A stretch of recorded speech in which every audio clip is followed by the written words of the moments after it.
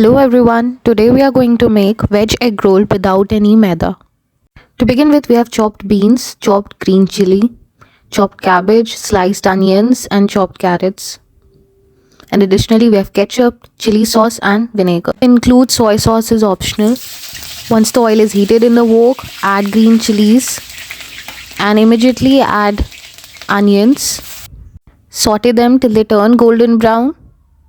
And then we'll supplement it with other vegetables. The best part about egg rolls are they are hassle free with minimal spices that fits aptly in your daily schedule, so we can obviously enjoy them in winters. Just pepper and salt and we are good to go. The roll concept was initially introduced by the Britishers when we were laborers. We initially wanted something home cooked that we can cook it quickly and eat it along the way to our factories.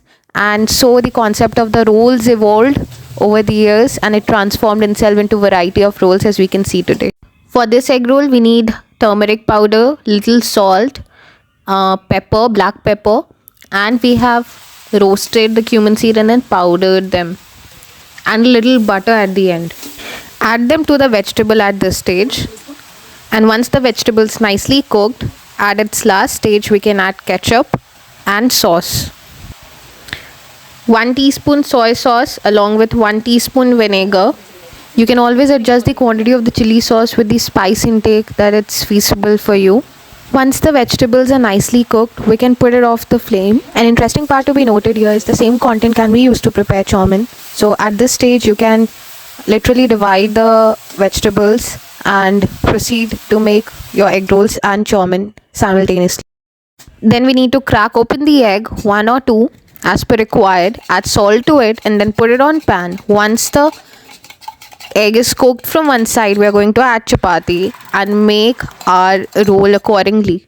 You can also season it with black pepper sprinkled over it, but that's an optional step.